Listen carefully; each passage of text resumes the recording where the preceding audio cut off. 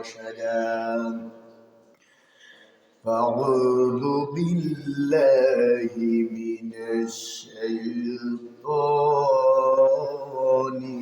الرجيم بسم الله الرحمن الرحيم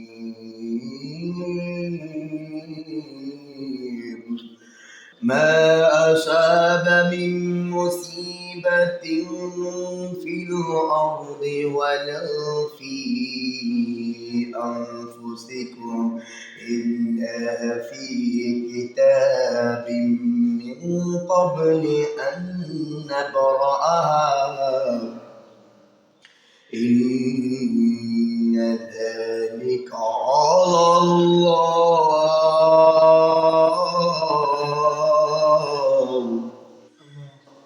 إن ذلك على الله يسير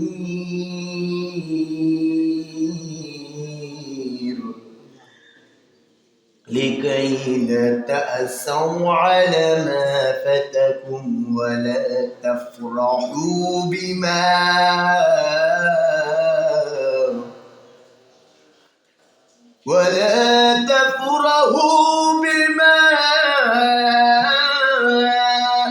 آتاكم والله لا يحب كل مختال فخور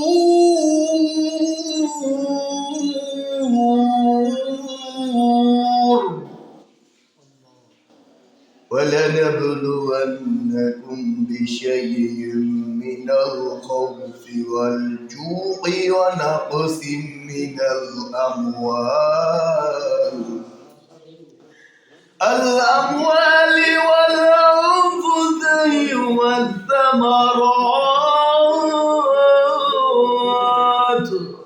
وبشر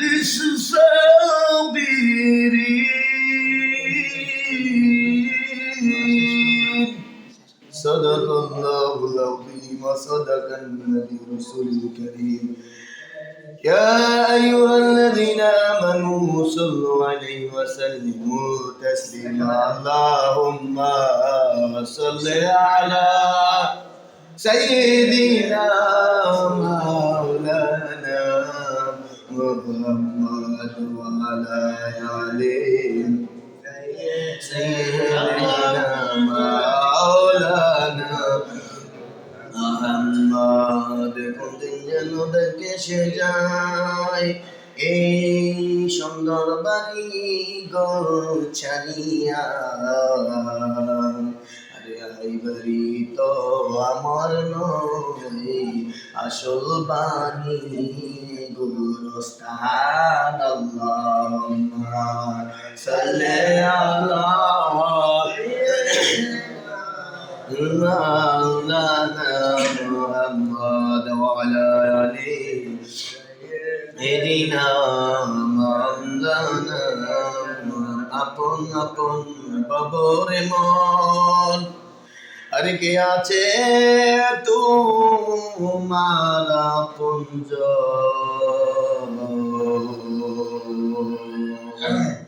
যাদেরকে ভাবো তুমি আপন তারাই হবে পর আল্লাহুম্মা সাল্লি আলা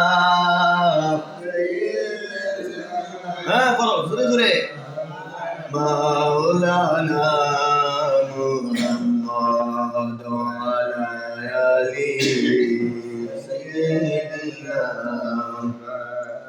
এ দুনিয়ার সাজাইয়া আরে দিয়ে যাইবা কাকে যিনি তোমার আসল বাড়ি পরে আছেন গোরস্থানে আল্লাহুম্মা সাল্লি আলা মাওলানা মুহাম্মদ ওয়া আলা আলিহি সাইয়্যিদিনা কারবা ভারী কারবা ঘর, আরে কে আছে তোমার আপনজন, যিনি আমাদের আপন শুয়ে আছেন পাখের মদিনায়। আল্লাহুম্মা সাল্লি আলা মাওলানা মুহাম্মদ ওয়া আলা আলিহি সাইয়্যিদিনা بلغ العلا بكماله خشبت جا بجماله حسنت جميع خصاله صلوا عليه وعلى آله। সম্মানিত উপস্থিতি, আজকের পবিত্র জুমাবার দিন, গরিবের হজের দিন, আল্লাহ পাক আমাকে এবং আপনাদেরকে আমলের নিয়তে এবং শ্রবণ করে আমলের নিয়তে তাওফিক দান করেছেন। সেজন্য মহান রব্বুল আলামিনের দরবারে প্রাণ খুলে উজাড় কণ্ঠে বলি আলহামদুলিল্লাহ। যাই হোক, আল্লাহ পাক আমাদেরকে কবুল করেছেন, মায়া করেছেন, ভালোবেসেছেন, সেজন্য আমরা আজকে জুম্মার মসজিদে উপস্থিত হতে পেরেছি। দেখুন, আপনার মতন আমার মতন কত মানুষ অযথা সময় নষ্ট করতেছে, রাস্তাঘাটে ঘুরতেছে, বাড়িতে অযথা সময় নষ্ট করতেছে। তাদের কপালে এখনো জুটিনি যে মসজিদে এসে কিছু কথা শুনবে এবং আমল করবে। আরো কত হতভাগে আছে যে মরাটা গাঞ্জা নিয়ে আড্ডা নিয়ে বসে আছে, এরকম আছে না? নাই? আল্লাহ পাক যাকে হেদায়েত দান করেন সেই তো হেদায়েত প্রাপ্ত হয়, আর যাকে গোমরাহি করেন সে কখনো হেদায়েত প্রাপ্ত হতে পারে না। রব্বুল আল্লাহ রাসূল সাল্লাল্লাহু আলাইহি ওয়াসাল্লাম বলেছেন, মান ইয়াহদিহিল্লাহু ফালা মুদিল্লা লাহু ওয়া মান ইউদ্লিলহু ফালা হাদিয়া লাহু। আল্লাহ পাক যাকে হেদায়েত দান করেন তাকে কেউই গোমরাহি করতে পারে না, আর যাকে আল্লাহ তাআলা গোমরাহি করেন কাউকে হেদায়েত করতে পারে না। তাইলে এতে বোঝা গেল হেদায়েতের চাবিকাঠি ভালো কাজ করার যে আপনাকে নসিব করবে, এর চাবিকাঠি কার হাতে বলেন তো? আল্লাহ তাআলার হাতে। দেখুন, আমার মতন আপনার মতন কত রক্ত মানুষ, দেখতে শুনতে অনেক ভালো, দেখতে সবল ভালো দেখা যায়, লম্বা চূড়ো সব ঠিক, সুন্দর দকুল কোরআন নাই, অনেক সুন্দর দেখতে। কত মাজার পন্থী নিয়ে বসে আছে, কত আপনার মতন আমার মতন কত মানুষ আছে ল্যাংটা আঠে, ঠিক কিনা?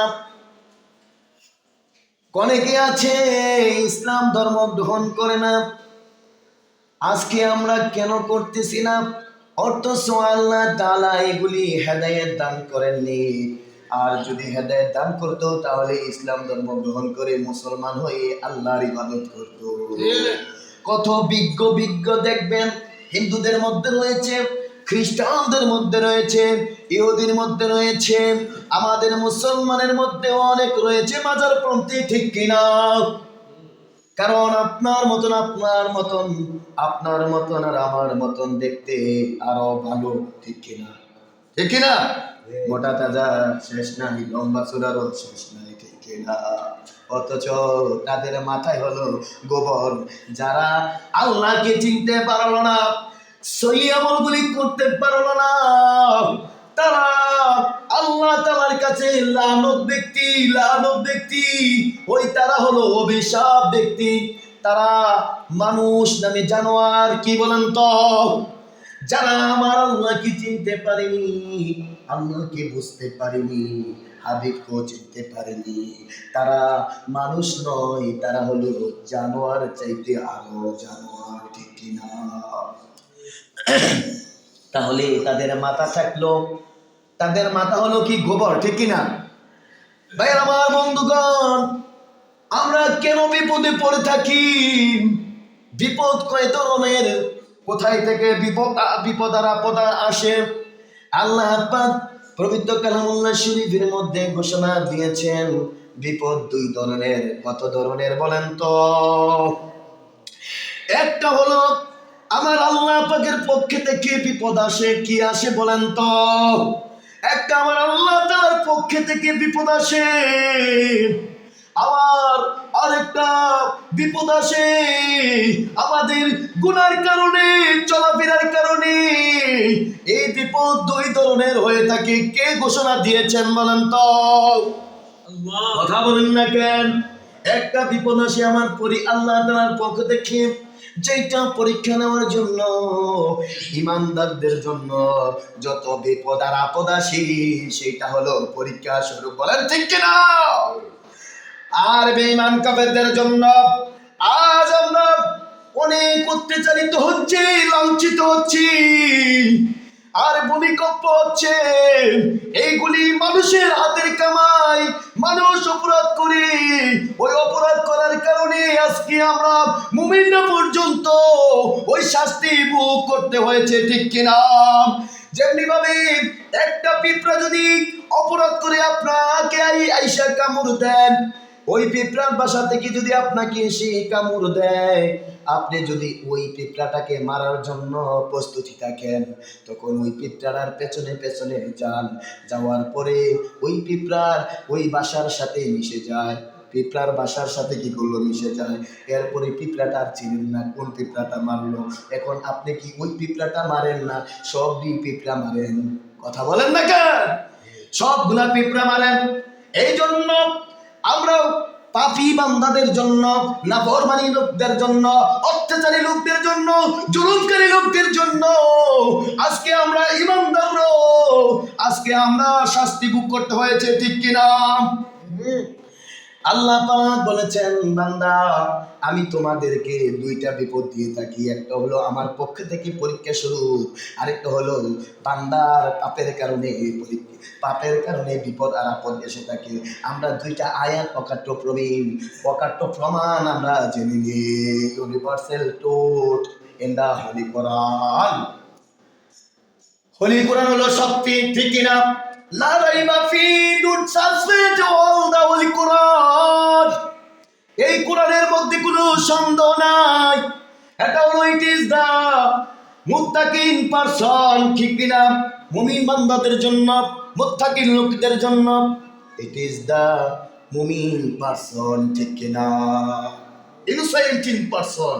অত আল্লাহ তাআলার বান্দাদের, প্রিয় বান্দাদের জন্য এটা কোরআন নাযিল করেছেন।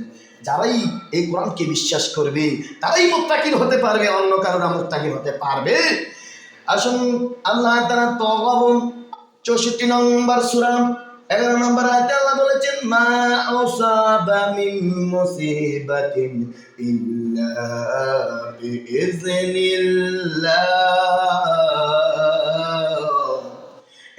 আল্লাহ পাক বলেছেন, আমার কারণে আমি আল্লাহ তাআলার পক্ষ থেকে কিছু মানুষকে পরীক্ষা স্বরূপ বিপদ দিয়ে থাকি। এরপরে আসেন রোমের। আল্লাহ পাক বলেছেন, وما أصابكم من مصيبة فبما كسبت أيديكم ويعفو عن كثير।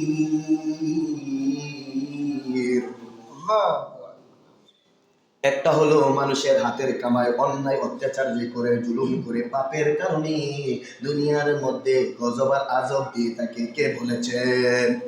আমার আল্লাহ বলেছেন। এখন আমি আল্লাহ তাআলা যে মানুষদেরকে, ইমানদারকে পরীক্ষা স্বরূপ, ওই ইমানদারকে পরীক্ষা স্বরূপ বিপদ দিয়ে থাকেন। এখন আমি এটা বলবো, মা আসাবা মিন মুসিবাতিন ইল্লা বিইজনিল্লাহ। আল্লাহ তাআলা পরীক্ষার জন্য কি দিয়ে থাকেন? বিপদ আপদ দিয়ে থাকেন। সূরাতুল হাদীদের 57 নম্বর সূরা গেল, 57 নম্বর সূরার মধ্যে 22 এবং 23 নম্বর আয়াতে স্পষ্ট করে জানিয়েছেন, আসাবা মিন মুসিবাতিন ফিল আরদি ওয়ালা ফি আনফুসিকুম ولا في أنفسكم إلا في كتاب من قبل أن نبرأها إن ذلك على الله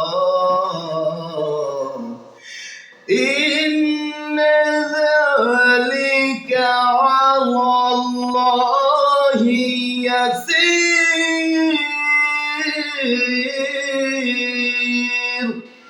আল্লাহ পাক বলেছেন আমি বিপদ দিয়ে থাকি রে বান্দা, তার তাকদিরে আছে বলে আল্লাহ তাআলা আমাদেরকে 50,000 বছর আগে সৃষ্টি করেছেন। আমাদের ভাগ্য আছে এই, আমাদের কপালে আছে বিপদ বলে এই জন্য আল্লাহ পরীক্ষা দিয়ে থাকেন এবং আবার আল্লাহ তাআলা পরীক্ষা দেন তাকে পরীক্ষা নেওয়ার জন্য। বলেন সুবহানাল্লাহ। আল্লাহ পাকের পক্ষ থেকে ওয়ালা ফি আনফুসিকুম, আল্লাহ পাক বলেছেন যে বিপদ কিছু আসে এটা আমার পক্ষ থেকে আসে, কিছু পেরেশানি করার দরকার নাই। এরপরে 23 নম্বর আয়াত আল্লাহ পাক জানিয়েছেন, 23 নম্বর আয়াতে জানিয়েছেন লিকাইলা তাসাউ আলা মা ফাতাকুম। ও বান্দা, যেই আমি বিপদ দিয়েছি এই বিপদ তোমরা বিপদে পড়ে বিষণ্ণ হইও না, হতাশা হইও না, দিশাহারা হইও না, পাগলামি করিও না। কে বলছেন? আমার আল্লাহ পাক বলেছেন আমি যে তোমাদেরকে বিপদ দিয়েছি, ব্যবসার মধ্যে লস দিয়েছি, আর আমি যে তোমাদের সন্তান অল্প বয়সে কেড়ে নিয়েছি রে বান্দা, আমি আল্লাহ পরীক্ষা করার জন্য। ও বান্দা, তোমাদেরকে তো আমি কাউকে সন্তান দেই না, পরীক্ষা নেওয়ার জন্য আমি কাউকে সন্তান দিয়া পরীক্ষা করি, আমি আবার কাউকে বান্দা বানাইয়া পরীক্ষা করি। আমার আল্লাহ পাক পবিত্র কোরআনুল কারীমে স্পষ্টভাবে জানিয়েছেন, কি জানিয়েন নাই? আমার আল্লাহ পাক বলেছে বান্দা তোর দুঃখে দুঃখে জীবন যাবে, ওই তো তাকদীর তীরে আছে বলে এই জন্য তুই বিষণ্ণ হইবি না, হতাশা হবি না। লিকাইলা, বলেন তো কি? লিকাইলা তাসাউ আলা মা ফাতাকুম। আরে হতাশা হইছ না, হতাশা হইছ না। তারা আবার যদি তোরা ওয়ালা তাফরাহু বিমা আতাকুম, আর তোদেরকে যদি আমি অনেক কিছু দিয়ে ফেলি, তোদের আশা যদি আমি পূরণ করে ফেলি, তোরা যেইটা চাস না যদি এইটা তোদেরকে আরো বেশি দিয়ে থাকি, তুই 10 তলা উঠে আইস, তুই লাফালাফি করিস না, তুই আনন্দিত হইয়াছ, তুই লাফালাফি করিস না, এত খুশি তুই হইস না। ওরে তোরে এত তুই ব্যবসার মধ্যে লাভজনক হয়েছস, তুই এত লাফালাফি করিস না। আল্লাহ তাআলা বলতেছে, কে বলতেছে বলেন তো? এদিকটা বলতেছে বিপদে বললে বিষণ্ণ হইও না, হতাশা হইও না। আর এদিকটা বলতেছে তুমি যদি খুশি হয়ে যাও, তুমি যদি কোনো কিছু আল্লাহ তাআলার পক্ষ থেকে পাও, এত লাফালাফি করিও না। কারণ এই লাফালাফি করলে তুমি অহংকার করলে আমার আল্লাহ কি বুঝাতে চেয়েছেন? আল্লাহু লা ইউহিব্বু কুল্লা মুখতালিন ফাকুর। আল্লাহ পাক বলেছেন অহংকারী আর লাফালাফি করি না মানুষদেরকে আমি পছন্দ করি না। তুই টাকার গরিমায় লাফালাফি করস, আমি তোরে পছন্দ করি না। তুই টাকার গরিমায় ওই রাস্তার মধ্যে দম্ভ কইরা চলস, অহংকার কইরা চলস, গরিবদেরকে দেখতে পারস না, আমি তোরে আল্লাহ পছন্দ করি না। কার ঘোষণা? এই জন্য অহংকার করা যাবে নাকি? আপনার ধন সম্পদ দিয়েছে, অহংকার করতে পারবেন না। আপনি অনেক শক্তিশালী হয়েছেন, আপনি অহংকার করতে পারবেন না। এটা কেন? আল্লাহ তাআলার পক্ষ থেকে আসে। কোন বলেন তো কার পক্ষ থেকে? এই জন্য আল্লাহ পাক বলেছেন, ও আল্লাহ তাআলা বলেছেন আশ-শূরা 49 আর 50 নং আয়াতে আল্লাহ পাক জানিয়েছেন বান্দা ওয়ালিল্লাহি মুলকুস সামাওয়াতি ওয়াল আরদ ওয়া ইয়াখলুকু মা ইয়াশা